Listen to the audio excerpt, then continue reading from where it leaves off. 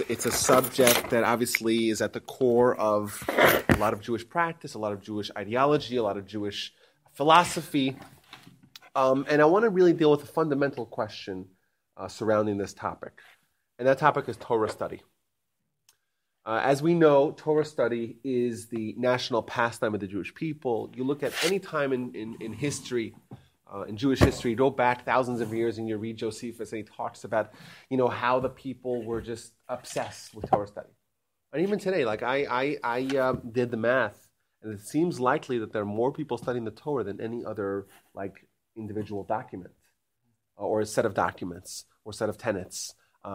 You have thousands upon thousands of students across the globe that dedicate their lives to Torah study. It's in the biggest yeshiva in the world, and you have thousands and thousands of students, 12 hours a day, studying Talmud and studying Torah and reading the Torah why are we studying the Torah so much? I think that's a very fundamental question that I think has to be addressed. We're going through now the right. We just finished Genesis, right? Fantastic. And we're spending a lot of time learning about Genesis and reading about it. And, now we're going to open up Exodus, and we're going to talk about Exodus, and we'll read the stories, read the narratives, read the laws, and ask questions, and really invest a lot of time. If you think about it, if it's it took 35 or 45 or 18 months, I don't know how many sessions it took to get through Genesis. 18 months to the day. 18 months. 18 months. So how many sessions is that? A lot. That's a lot, right? We're talking about 50, probably 40, 50 sessions. Like, that's a lot of time to invest in, in a topic. And that's Genesis. And that's a sliver of the Torah, very important slice of the Torah. And then there's the rest of the Torah. And then there's the Talmud. And you open up the Talmud, and how many books are you talking about? How many? 63 books. And then you open up the commentaries and the great works of Maimonides and the medieval commentaries. And a lot of human hours have been invested in studying Torah. More than any other document, more than any other ideology. Why are we investing so much time in Torah study? What are the benefits, or what are the reasons? What's the, so obviously it sounds sacrilegious. You're like, Rabbi, are you trying to say that we shouldn't be? No, I'm saying not. But I want to go through some of the classical reasons that we find in Jewish literature discussing why we study Torah, because I think when you know why we do it, and when you know what the benefits are of Torah study, right, then I think that study could be much more effective. Like, when you realize what you're doing, and when I started off preparing this presentation, I said, I think I could find 10 different things that are in Jewish sources reasons why we study Torah. I ended up with 17. I think I added another one today, 18. So there's an enormous amount of benefits that come along with Torah study, and reasons why we do it. And in some of these things, Torah is the only way to do it. There's some aspects of life that can be achieved only through a Torah study. That's it. Nothing else to get you that end goal. I think statements like we find in the Rambam. The Rambam, he very much a rationalist. We talk about Maimonides and how he was, he had a job. He wasn't like one of those, scholars that just sat in, the back of the room studying. He was a physician, and he studied Torah as well. And he gives a prescription of what someone should do. Like, what should be the breakdown? Everyone has to go get a job. Has to. Very important.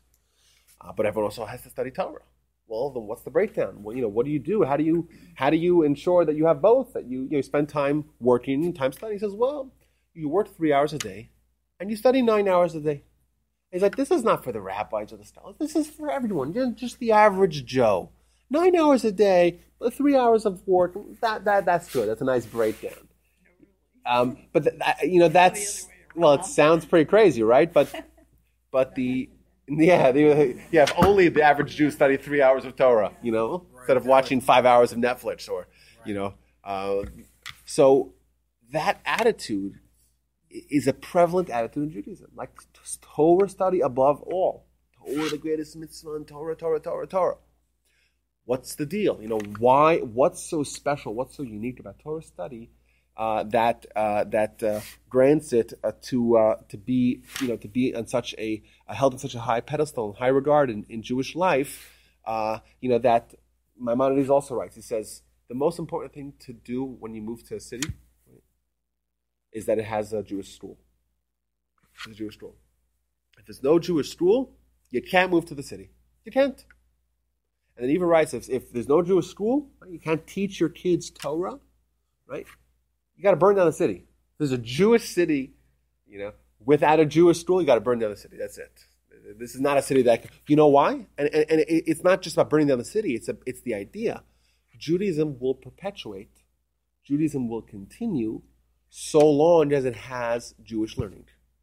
Once you disassociate the Jewish individual or Jewish community from Jewish learning, well, then that community's days are numbered. And it's an unfortunate reality. We find this again and again as a pattern throughout history, that where the people were lax in their Torah study, everything else followed, unfortunately. So let's go through the reasons here. We'll find some kind of interesting reasons that we find of why we study Torah. So who can think of a good reason why we study Torah? Okay, I like that. What else? Changes your character. Okay. What's the simplest reason? Blueprint for life. That's not simple. Blueprint for life is not simple. No, I mean, it's all the basic things. You guys are great. You guys should do the class yourself. Just it's about bringing wisdom, teaching wisdom to everyday life. It's by teaching you how to behave, how to act, how to be what you got? It gives me clarity. Clarity. That's great. See, we have a lot of reasons. We just came up with like 5 reasons. You want to add something?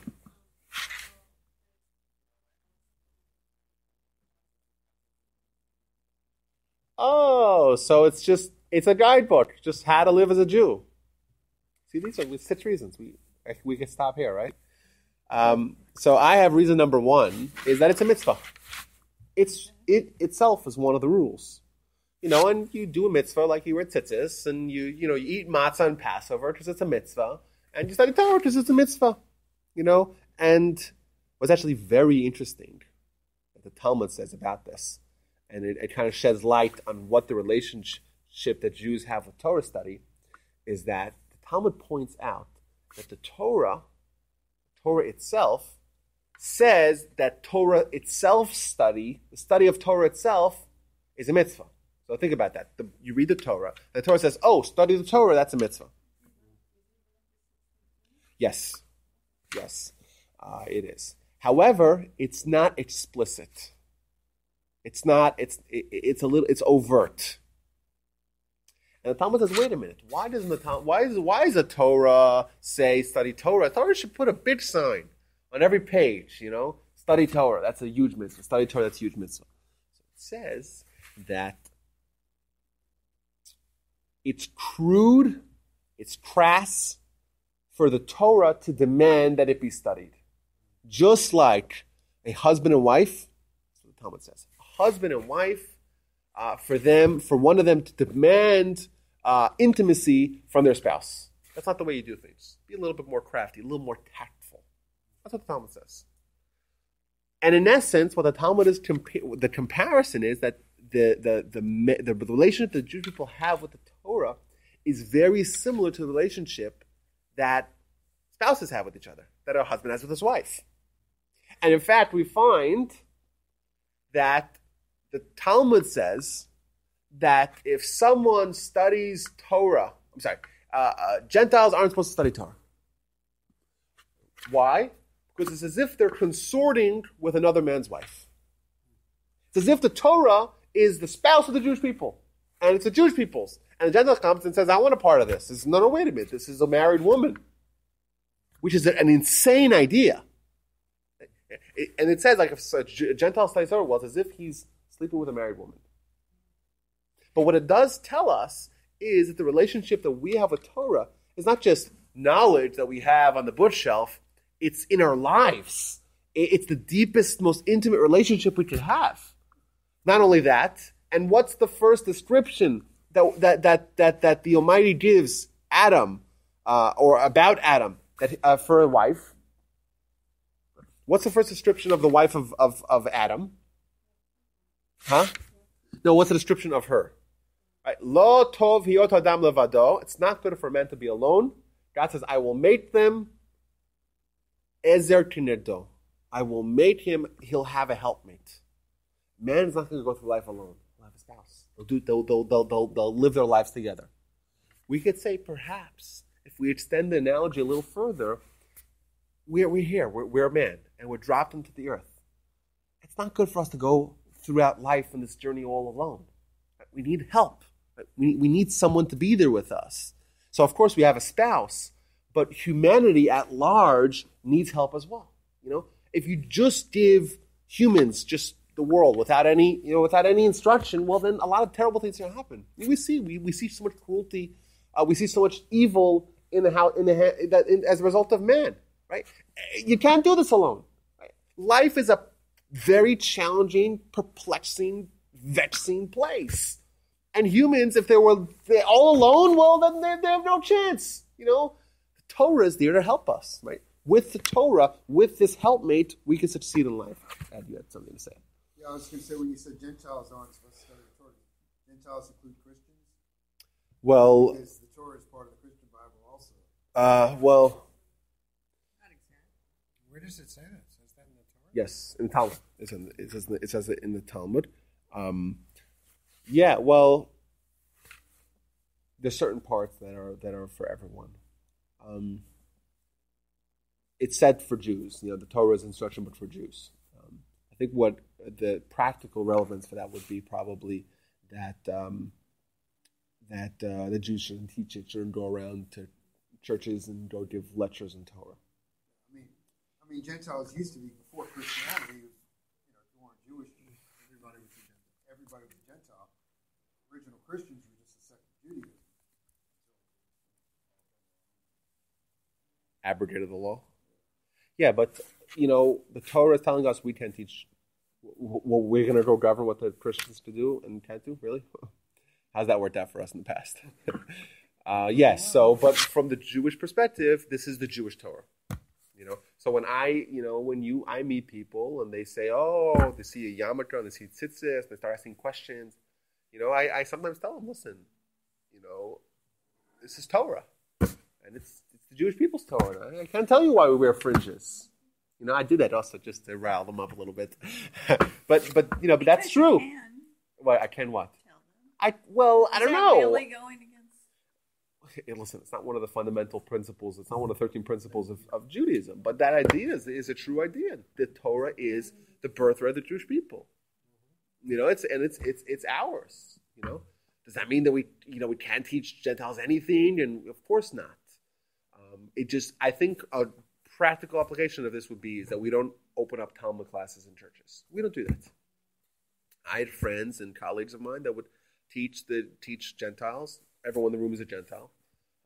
But he would teach them things that are relevant to them, like Noahide laws and, ethical laws and, things that are relevant to them, You teach a Gentile about a sukkah, well, they're not Jewish. They don't have a mitzvah to set a sukkah or shake a lulav. It's not meant for them, But either way, this idea of comparing the Torah to a spouse, I think is a very interesting idea that, maybe throughout the course of the discussion, maybe we'll revisit again, or at least the topics will overlap. And like was said, we have to, that's the first reason. The first reason to study Torah is a mitzvah. It's a mitzvah. It's a mitzvah. It's not explicit, but it's a mitzvah. Fantastic.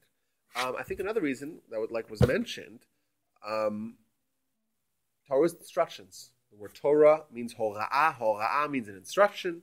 An instruction because, as Jews, when we or Abraham accepted upon himself the mantle of leadership and the mantle of responsibility for the entire world, we said we're going to do whatever it takes. And the Torah is the outlines of what it takes. What does it take to live as a Jew? Right? What is the instructions? What is the manual for living as the people that are going to change the world? That's the mission we accepted upon themselves. And these are the instructions of how we're going to do it. And you know what? Everything that you buy, I bought recently a little, in my pocket, little Bluetooth headset, right? A little piece of technology. Fantastic. Wonderful, right? I keep in my pocket so people shouldn't think I'm always on the phone, right?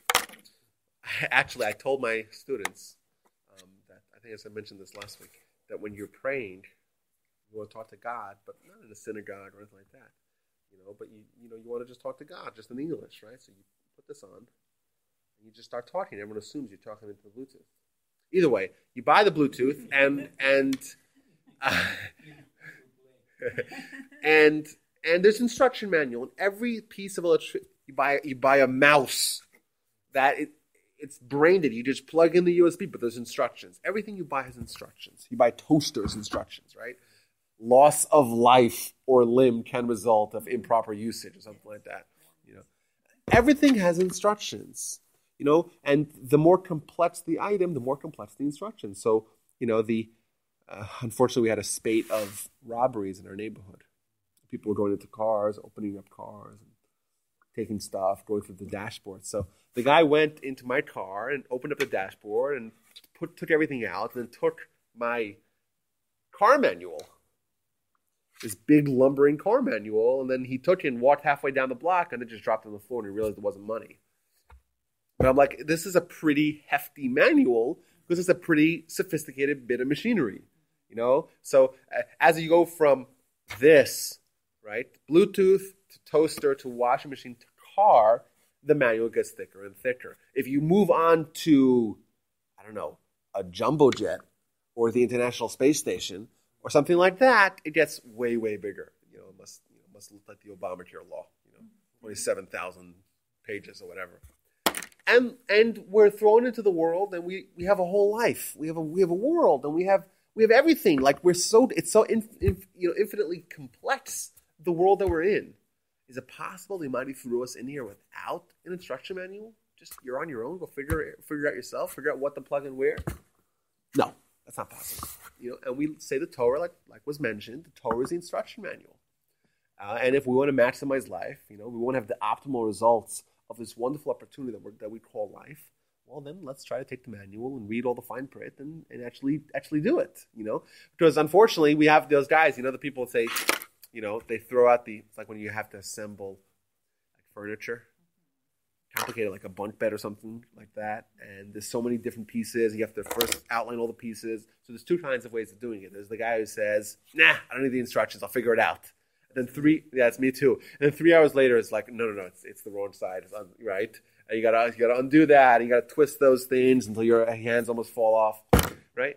Or you organize it all. Okay, these are the different parts, and this is the plan. You follow the instructions one after another. You don't try to skip any steps.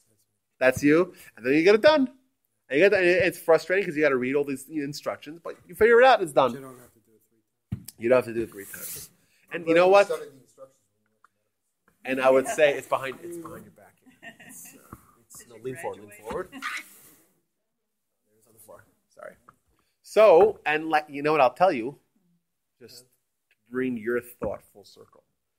I don't want to go down this path and talk about this at great length, but the idea of reincarnation is in Jewish, for sure in Kabbalah, but in Jewish philosophy. Perhaps what you're saying is exactly how it works. If you do it right the first time, you don't have to do it again 3 times. I don't know, man. But who knows? The hope. The question is, what's good enough?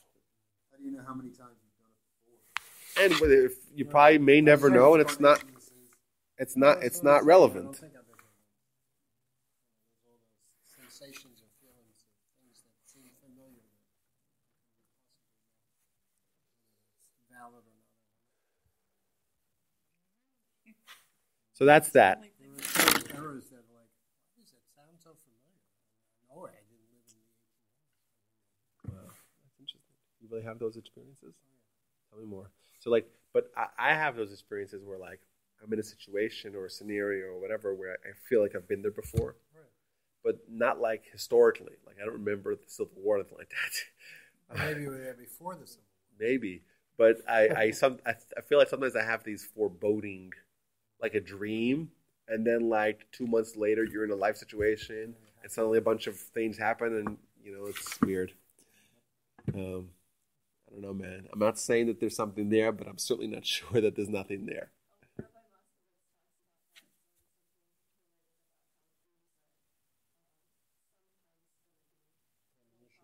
Yeah. Well, the Talmud says that a dream is a 60th of prophecy. It's small. It's 1.5%. Where did that number come from? That's a good question, but if you'll see a pattern in the Talmud that 1/60th is a number that's used frequently. For example, sleep is 1/60th of death. If you have 1 drop of milk and 60 parts meat, things fine. So 1/60th is always used as a number of not insignificant, but not significant enough.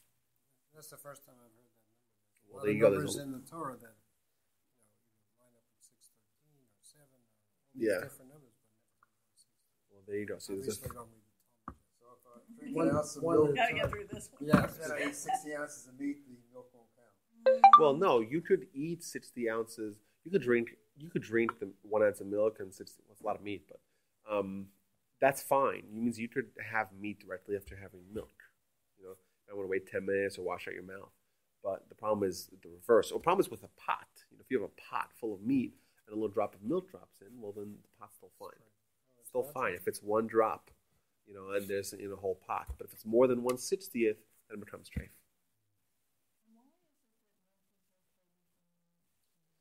Well, that's just the way the Torah says it. The Torah, in a lot of the areas of kosher, doesn't give us any guidance. It doesn't tell us. Stick between your teeth.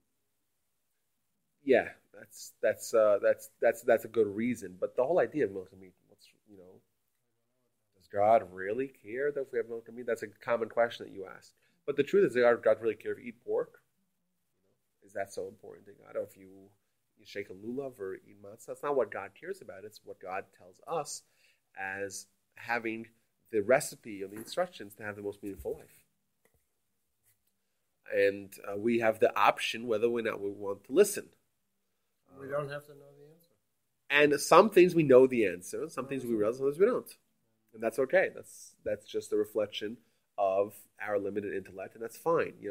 If someone created a brain like the Almighty did, maybe they have more intelligence than maybe what we have. Well, if you could reach your intelligence, And maybe you would have a better shot, And you know what? If studying the Torah, that's one of the next ones, will sharpen and hone your brain, make you gain access to other parts of the brain, other powers and abilities, capabilities of your intelligence. But hold on that thought. So that's number 2. I say number 1. We were starting from the simplest one. It's a mitzvah. Okay, fantastic. It's instruction manual, and another one is to receive reward. And why am I saying that? Because I'm saying that because the Talmud says that to receive reward. I'm saying that because the Talmud says that there's 3 mitzvahs in the Torah that are situations that never happened and never will happen. What are these 3 situations? Ben sorer umoreh, the wayward and rebellious son, is a 13-year-old boy who eats a certain amount of meat and drinks a certain amount of wine and hangs out with bad company and steals from his family, whatever, and he gets executed. That's the situation. And Thomas says this never happened, never will happen. There's so many different elements so many criteria of this situation. Never happened, never will happen. Okay, so why is it written? Derosh v'kabel schar. Learn it and gain reward. Now, what the reward is, we'll hold off on that thought. The second example of this is a tsaras on the house. We had last week, we read in the Parsha, tsaras, the skin affliction. That if someone spoke Lashon Hara, they would get the skin affliction on their body, on their garments, on their clothing, and on their house. The Torah describes what happens. You got to call the Kohen in. You got to all these details. You got to take apart the house and destroy the house, whatever. Never happened. Never will happen. Lastly, is a city that descends into idolatry. The entire Jewish city, everyone does idolatry. No one even has a single mezuzah in it. The city's burned. 3 mitzvahs that Torah talks about and describes and gives all the laws, but never happened. Never will happen. So why is it written? Learn and gain reward. Well, what reward? So it could be that it's just the generic reward. We know that our actions create spiritual realities that we're able to consume in a spiritual world. Thus, every mitzvah, the Talmud says, makes a spiritual angel. A positive angel, like a defense attorney. And every sin creates a prosecuting attorney. Because on the spiritual side, our actions and our deeds and even our thoughts and our words, they have real, tangible implications. We don't see that because we're living on the physical plane. But the idea of Olam Haba is consumption. The idea of Olam Haba is a place where it's just the spiritual realm, and therefore there's no body and there's no actions of the body, and all we see is the realities of the spiritual and of the soul. And therefore, what does someone do? What differentiates people from each other? Well, then the spiritual. And the spiritual accomplishments that we have here are what's going to nourish us over there. That's a simple understanding of what it means, reward. Reward, because any good deed you do creates a spiritual reality that you have with you for eternity. Or we could say that the reward is just, like someone else mentioned, that the reward teaches us ideas, teaches us philosophies, teaches us lessons, teaches us ethics, teaches us morals that are rewarding because it teaches us, even though this particular scenario of these three examples never actually plays out in reality, but the lessons behind and the lessons that are underpin these core ideas are ideas that we can use. As an example, I'll explain what I mean here.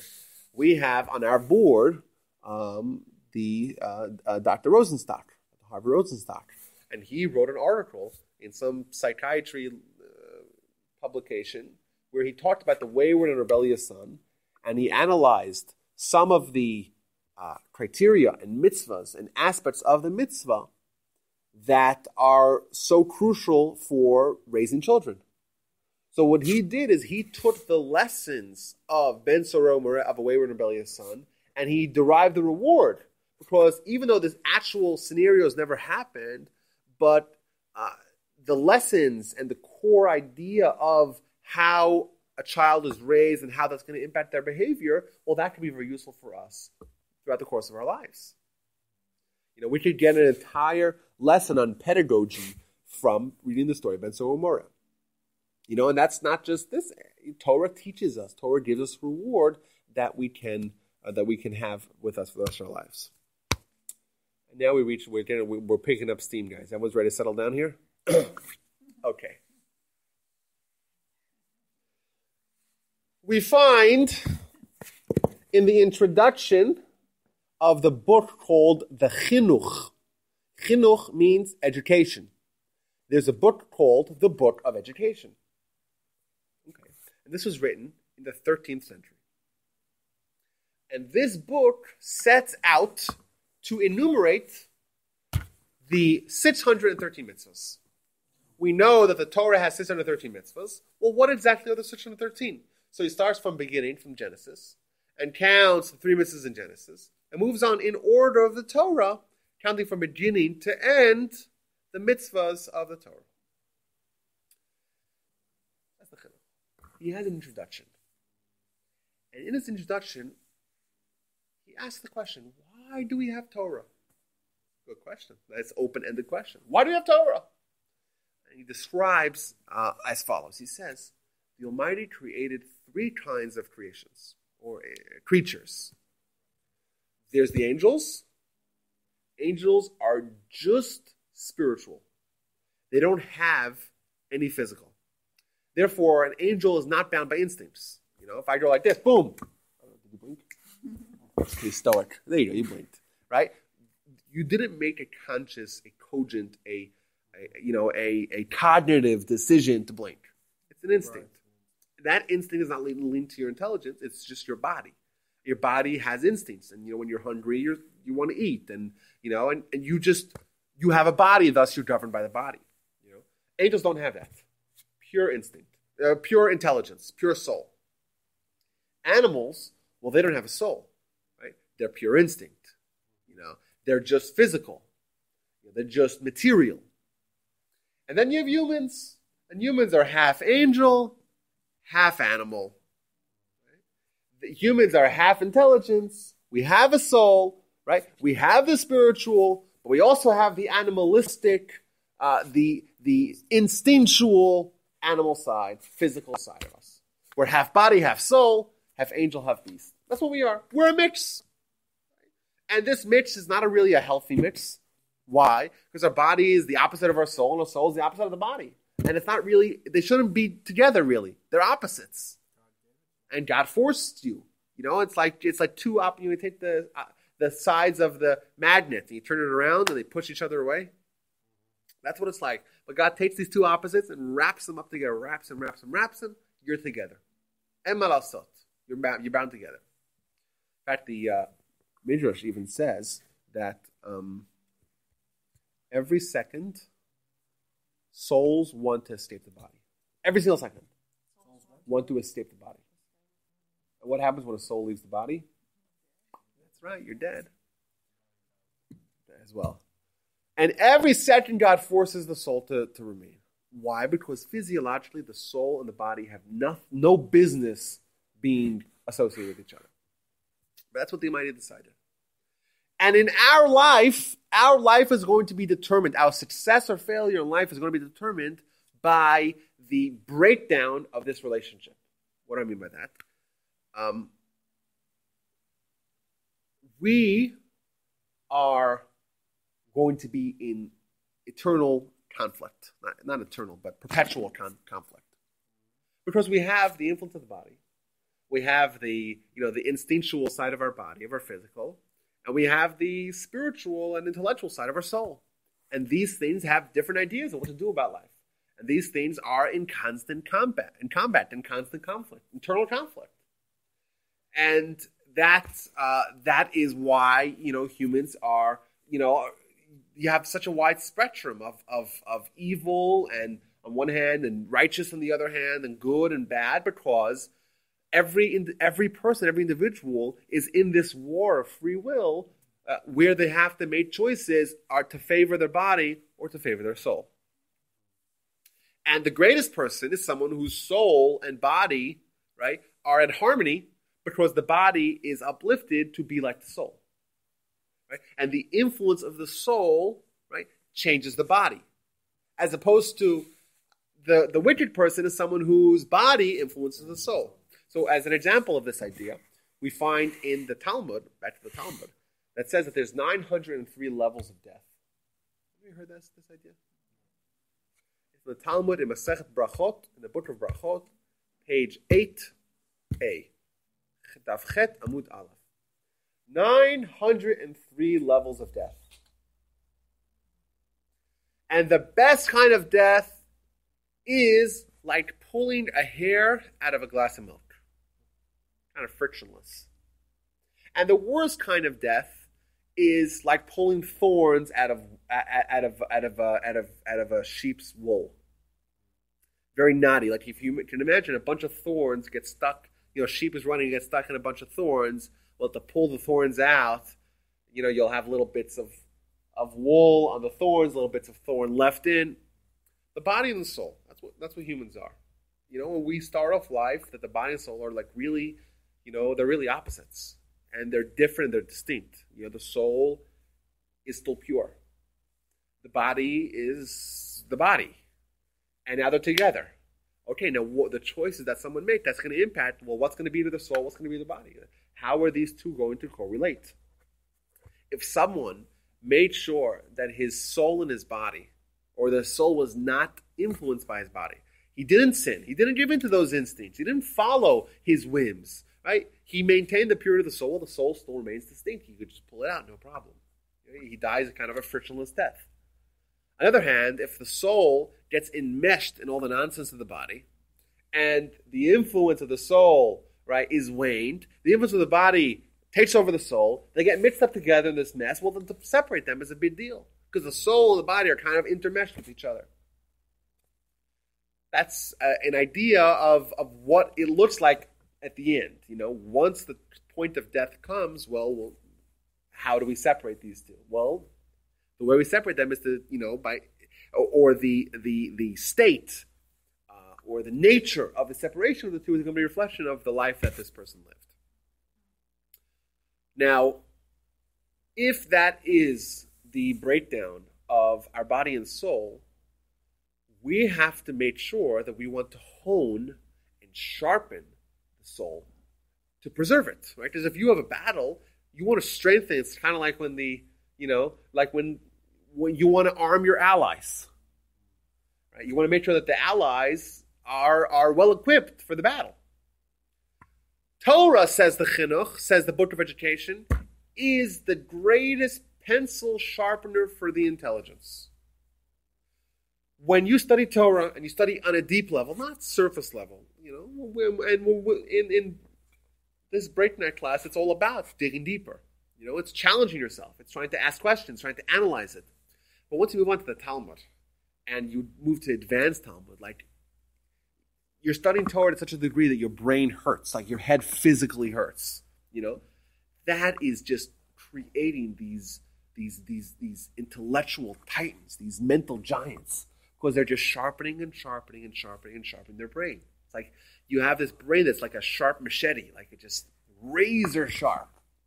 That's the result of someone who invests their life in Torah study. And you know what? When it comes to the battle of the body and the soul, or the body and the intelligence, who's overmatched? Who has the chances of surviving this battle? Someone like that, who the Torah sharpened their soul, sharpened their intelligence to such a degree, where it's just razor sharp. Well, then they have a fighter's chance. Then they're much more likely to succeed in this life goal. I always used to say that. So there's in Israel, there's a lot of political and social tension between the different groups of Jews that live there.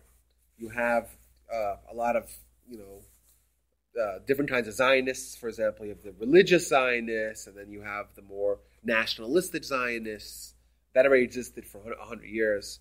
You have the just how to deal with the Arabs. That's a big question. Very different attitudes on the right and the left of the political spectrum in Israel. But also you have a lot of, especially nowadays, a lot of tension between the religious community and the secular community. Why? Because, what role does the state play in religion? So do yeshiva students who dedicate their lives to Torah study, do they have to go to the army or not? That's a big, big question right now that's facing the Israeli public. Because on one hand, yes, we want to support Torah, we want to support Jewish learning, but also what about going to the army? And what about the responsibilities of defending the state? And different people have different, attitudes towards that, to that quagmire. And this plays out in other ways. So I have a solution to all of this. My solution is that I think that, from my experience, in yeshivas in Israel, I have met some of the people with astounding intelligence. Now, I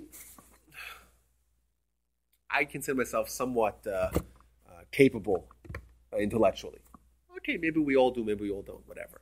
But I have met people, I've studied with people that just are remarkably intelligent, like just insanely intelligent.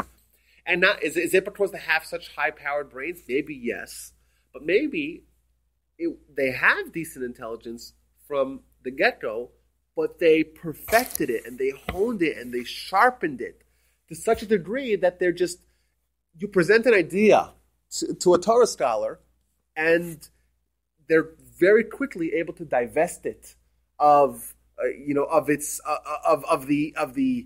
to strip away the external and get to the core idea, and it takes seconds as opposed to analyzing it over weeks, because that's what they do. That's what Torah studies do. You study the Talmud and you always try to get to the core underlying principle, and you do that again and again, day and night. Well, then you know how to do that. Your mind is crafted and owned for that important skill. So you have this tremendous talent, and that's a talent that's born out of Torah study. And they want to continue Torah study, but I think they should also contribute to the state. And that's a very fair request. So mine is like this. You ready?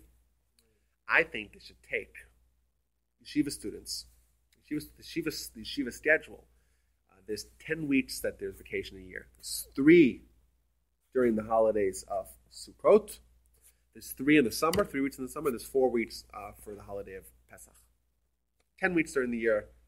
Every yeshiva, universally, they're all closed. My idea is that during these 10 weeks, we have seminars for yeshiva students on the most problematic problems facing the world. I want advanced physics, I want biology, I want mathematics, I want finance, I want everything, overpopulation or underpopulation, the jail problem, laws, everything, Obamacare, put it all on the docket and just have these seminars. And then in like 12 hours, give them all the important relevant facts and let them dice it over. And then these remarkable intelligence, what they know how to, they just, their mind is not corrupted. They have no skin in the game. And then they could just pounce on a topic and just, fix all the problems that humanity has. And then after those 3 weeks, they go back to the yeshivas. They all go back, and then everyone wins. It's a brilliant idea, no? Except the people who really make the decisions probably wouldn't accept it. Well, maybe yes. If someone their soul is not as spiritual. I don't know, but It's a good choice. You like the idea? Everyone likes the idea. Should yeah. Should go there and present. Yeah, that's my idea. Not poor. These are the happiest people on the planet. So what are you going They to get do? no vacation. I don't know. I'm Ever. telling you guys about it. They'll be spending their vacation time coming up. So I had- I want to hear you make a commitment. I had a guy, one of my friends in yeshiva in Israel, and he told me like even during the vacation he studies Torah 8 hours a day. I mean, 8 hours is a lot. Like he about 4 hours in the morning, 4 hours in the afternoon, or it's a lot of time. But like to him it was like no big deal, like because that's what he wants to do. Like he wants to study Torah. He doesn't like that's fun for them, which is remarkable. But like okay, so maybe that I think would be a nice midway point. You meet him halfway. So what happened to going into the service? That's what the dilemma in Israel is. Should the people who study Torah have time to serve in the army? Right. I think they should serve the state. Serving the army, like you don't want to have some feeble yeshiva guy, some 5'4" yeshiva guy. He's not a warrior, right? No, not all But 5'4", some of them are, some of them aren't. But even in Israel, even in the army, the vast majority of the soldiers are not combat soldiers. So put them on, I don't know, chemical weapons or whatnot. Let them figure it out. So why don't they discuss the Arab problem in the yeshivas? So the problem with that is, interesting question. The problem with that is that question, the question of what to do with the Arabs, if you throw it in yeshiva, they won't approach it from a geopolitical perspective. They'll approach it from a Torah perspective, right? And that's not going to be something which means in areas like the math and the science, where it is what it is. I think this kind of intelligence is better suited, as opposed to where there's so many other factors that are not, they're not hard facts. That if you don't have a relationship with the foreign minister of Russia, well then maybe you don't know anything about whatever. So that's I think a little bit different. The political science is probably a little bit different. But I think mathematics, these guys can figure it out. Guys spend their time studying the most challenging information, most difficult corpus in all of human history. They can figure out some mathematics problem that some genius mathematician has a hard time, provided that they have a strong baseline in the basics. I mean, in Israel, everybody when they turn 18 has to serve the time in the army, take time out for what they're doing. They may want to go to medical school or law school or something else. That's going to take a lot of study. Going to a shiva, you can take the same amount of time. Well, we could all come up with solutions to that problem. This is just, I think, a creative way to make everyone happy, because that will make the yeshiva guys happy. They know we want to stay. We don't want to go to the army, right? That's a solution, maybe, but that's not a solution that we could necessarily foist upon anyone.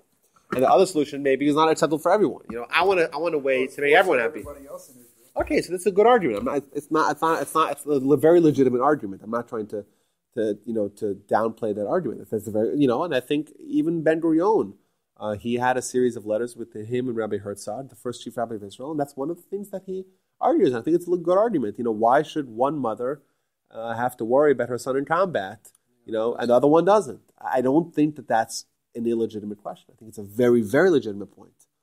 On one hand, but there's the argument, there's, for example, if you accept the Torah as being true, and you accept the Talmud as being real, well, the Talmud talks about how Torah scholarship and Torah study, and that saves humanity. One of the things that we didn't get up to yet, one of the reasons why we study Torah is to save the world. Because there is abundance of sources that say that if for even 1 second there was no one studying Torah in the world, the entire world would cease to exist. I know there were these great personalities in the Jewish communities that would always spend the first 2 hours after Yom Kippur studying Torah. Because that's a lull, that's a down period. Because everyone's so famished for Yom Kippur that people aren't studying. So the people say, okay, I'm going to be the one because there's not so many people studying Torah right now. There's got to be somebody. And in the yeshiva, the great yeshiva in Volozhin, the very first of the modern yeshivas, in the 19th century, they had a 24-hour, 24/7, there was someone studying Torah. 24/7. They parsed out the week, and they say, if the entire world takes the time off, we're going to be here to save the world. So that, in the eyes of the people that are studying Torah, to them, they're doing even more than the Arab, not the Arabs, than the soldiers, manning some moshav, and not to belittle that, but in their eyes, they're doing even more to save Israel. And to say that that's not a legitimate perspective, well, then, that's also something that has to be taken into account. So that's why if it's diametrically opposite perspectives that each have something to base that upon, that's where you have this conflict. My idea is just this cutesy idea to make everyone happy. You don't disrupt the yeshiva cycle, and the guys they do their community service, and we solve cancer and whatever, everything else. Yes, of course. What do you mean? Well, that's what. Who should do that? Who should do that? No, there's plenty of. No, the question of these Shiva students serving in the army is not about just having more numbers. It's about why should one segment of the population endanger themselves while the other one sits. They sit around and study old books. That's the argument. They have 10 weeks off a year. No, what? They're 10 weeks off a year. They can be the weekend soldiers. Maybe. That's also a good argument to say, hey, if you don't want to go to the army, go to yeshiva as well. It's funny, when I was in basic training, every Saturday morning I go to services. I got out of half a day. Nice. And this was in 1969. And I was one of about 3 Jews in there who was actually in the army. All the rest were in the National Guard. Did you ever get drafted? Why didn't you get in the National Guard? The wrong name, wrong number. We all had numbers in there. No, I didn't have. I was drafted before I had a number. I was already in the army when they came out with the lottery thing. On my birthday, I would have been over number 300. Game the system. This is the 180s.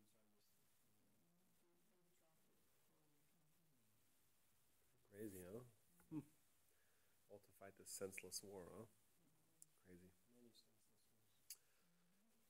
So that's my idea, guys. It's called the Walby plan. You're only up to number 4. I'm up to number 4. Let's roll. We have 14 to go. Yeah, we have a lot more to go. Okay, so let's do the next one here. Next one could be split into a few of them. So we have what's called the Yetzer Hara. Yetzer Hara is an idea that appears very often in Jewish writing, and it's this force that exists within us that compels us to sin.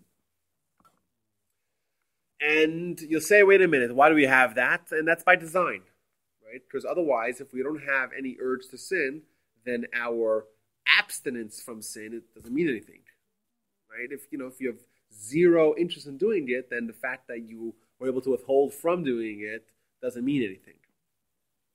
But one of the chief responsibilities of us in our lives is to overcome our temptations. How do we do that? Well, that's a simplification,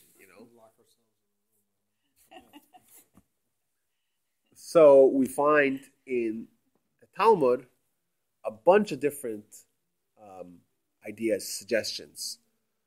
For example, we find the idea of stalling. Well, let's start even earlier. Avoidance. Right? Avoid the Yetzer Hara. As an example, we know that Ruvain, the firstborn son, we just read that in Genesis, right? His father tells him, listen, I'm going to give you a blessing. Okay, blessing time, fantastic. Reuven, your blessing is, well, you were very swift like water, and you made a mistake, and therefore you're not going to be the king, you're not going to be the priest. If I tell you, hey, listen, Reuven, right now you're the oldest firstborn, you're supposed to be the king, you're supposed to be the priest. I'm going to give you a blessing. Want a blessing? Yeah. Oh, sure, you want a blessing? Fantastic. The blessing is, you're not going to be the king, and you know what? You're not going to be the priest. Does that sound like a blessing? Does not sound. Sounds like a curse. Torah said this is a blessing. So my grandfather said, I'm sure my brother mentioned this, that it's a blessing to know how to live your life in a way that you're not going to encounter your particular evil inclination, malady that you have. Reuven was impetuous. He made decisions without properly weighing all the sides. He was swift like water. He didn't think. Right? The water just automatically just goes. It doesn't say, should I drop? Yeah, I'll drop. No, it just goes. And therefore, what happens to a king who makes decisions like that? How many wars to be caused, if you have a king that doesn't have, the proper deliberation before making decisions? Similarly, if you have a priest who has to do very delicate, very sensitive activities in the temple, well, what happens when they don't do that? They just act impulsively and knee-jerkily. Knee-jerkily even worse. They act like a knee-jerk. They react knee-jerkedly to situations. Well, then, so indeed it's a great blessing because now he lives his life in a way that he avoids the situation. So that's an example of how we're supposed to go about dealing with the Yetzer Hara. To avoid it. And number two, we find this to stall. I have a great story about this, but let's skip that. Huh? To procrastinate, exactly. Right? We find to forget or to eliminate them. Lots of different stories in the Talmud where it says, well, what he did. I'll tell you the story. So the story is about this great rabbi who is being seduced by this Roman noblewoman. He should sleep with her. He did. And then he says to her, do you have something to eat? I don't feel that well. So she says, yeah, well, I do, but it's not kosher. Remember this? You did read this? I do, but it's not kosher. So he says, what do I care? I'm about to do a sin. What's two sins? What's the big deal? So she turns on the oven, and she puts the food to heat up the food. And then what does he do? He jumps in the oven. She's like, dude, why are you in the oven?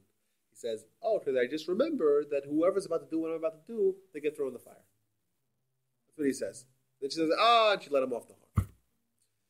So the question is, like, if you analyze the story, okay, he says, give me food. It seems like he's acquiescing to his desire. But then he says, give me food. And she says, well, I don't have any food. Not only kosher food. So says, okay, make it anyhow. What's this whole thing with food? You want to. Suddenly he gets hungry. Suddenly I need like a hot dog, or So the commentators point out that no, he had a very strong desire to sin. And instead of saying, I'm not doing it, he said, you know what, I'll do it. Just let me eat first. He pushed it off. He stalled. And by doing that, he gained himself some time to come to his senses. And then we see what he used. He used imagery of the fire to help him get out of that situation. Another example of how the Talmud teaches us how we're supposed to go about doing that. I'll give you another example. To channel it. If someone has a very strong desire, well, then you channel it. How does that work? So we find the following statement. If the Yetzer Hara attacks you, pull him to the house of study, pull him to the Beis Medrash. Right? If this one attacks you, they pull him to the house of study, i.e. don't study Torah. Question is, if I told you, hey, there's a mugger coming after you, right? He pulls a gun at you. What's your proper response? Not a gun, let's call it a knife. What's the response? The response is to flee. Not to grab him along with you, right? If the evil inclination is a terrible force, right? Or grab him and bring him with you to the house. Why would you bring him with you? You should leave him, abandon him in the street, and go run to the temple, to the house of study by yourself. The answer is what the Talmud's telling you is that you have to channel the forces of evil to use that for good. Now, how do you use your evil inclination for good? That we find elsewhere, where the Zohar says that if Zohar is the Kabbalah 101 book, the book of Kabbalah. So the Zohar writes that if someone did not have a desire for promiscuity, then they would not have any fun learning Torah. Now I say promiscuity and Torah don't seem to go together really that well. But if someone did not have the desire for promiscuity, then he wouldn't have any fun learning Torah. The idea is that there's a certain passion that could be used for good or for bad. And it depends how you channel it. If you channel it for evil, well, then it'll be evil. If you channel it for good, well, then it'll be good. But if you don't have it, you'll have not the evil, not the good. Thus, when it's saying that this Yetzer Hara attacks you, don't abandon it and run to the Beis Medrash. Right? And take it. Harness the power, but channel it to good. Another example of how the Talmud tells you to... Huh? That's a lot of work. Yeah. Well, You'd rather have the promiscuity? How come you picked up on that one? So that's somebody. And then we find in the Talmud the following thing. It says, Barati Yetzer Hara, Barati Torah Tavlin. I created the Yetzer Hara, God's saying, I created the Yetzer Hara, I created the Torah as an antidote. Now, the word Tavlin means either an antidote or it also means a spice. Now, the idea being wherein the Torah is the antidote, is the opposite of the Yetzer Hara. If you have one, you don't have to worry about the other one. If you have Torah, it doesn't bother you at all. Just like if you have the antidote. If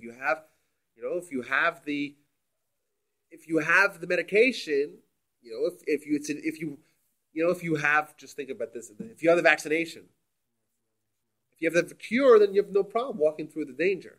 Danger doesn't affect you.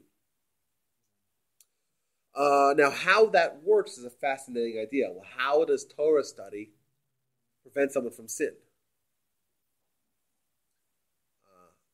Perhaps it prevents someone from sin by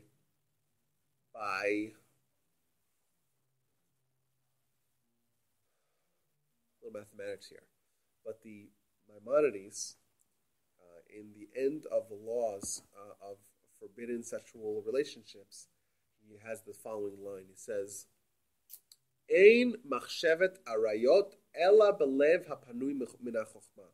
There's no thought of promiscuity, only in a heart devoid of scholarship. What he's telling us is that at the core of what it means to study Torah, it means that it dominates your mind and your thoughts. Right? When you're deeply invested into an idea of Torah, you're constantly thinking about that. And when your mind is actively working, and you're thinking about something very positive, other negative thoughts don't creep in. Thus, when someone is involved and someone is submerged in Torah study, they know they don't have to worry about it. They have the antidote. The sin doesn't tantalize them because their mind is involved in something even more exciting. I'm sorry? More positive. And another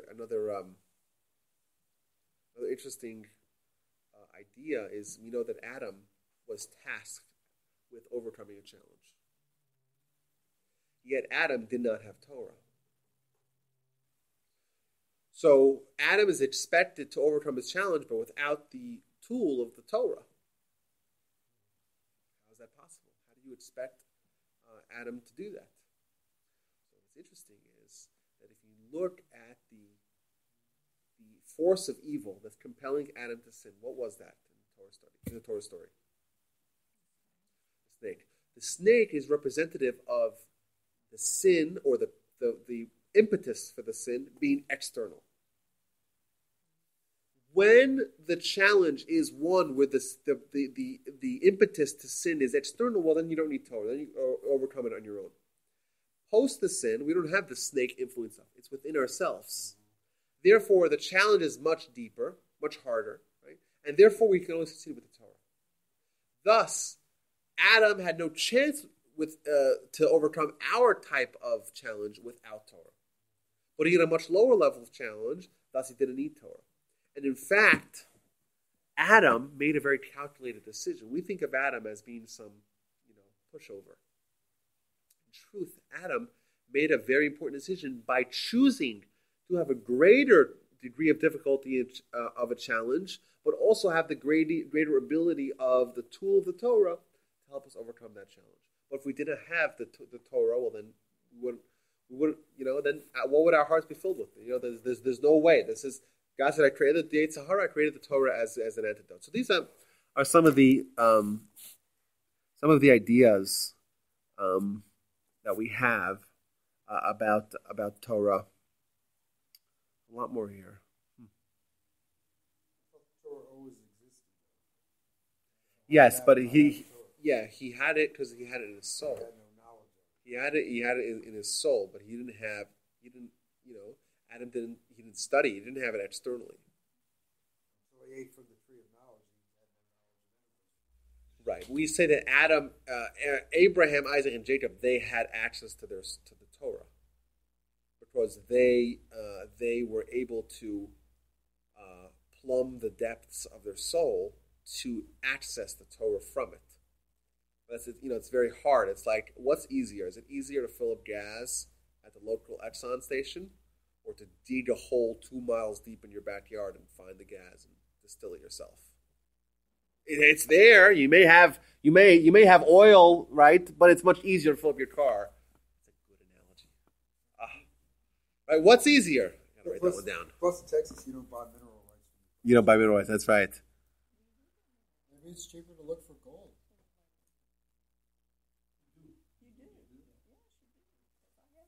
You have some mineral rights?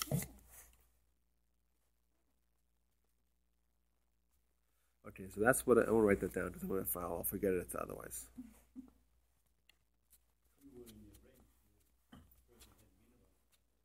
Probably.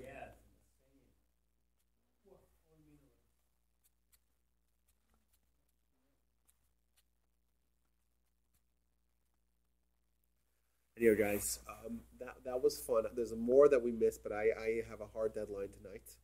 So thank you all for coming. Thank you.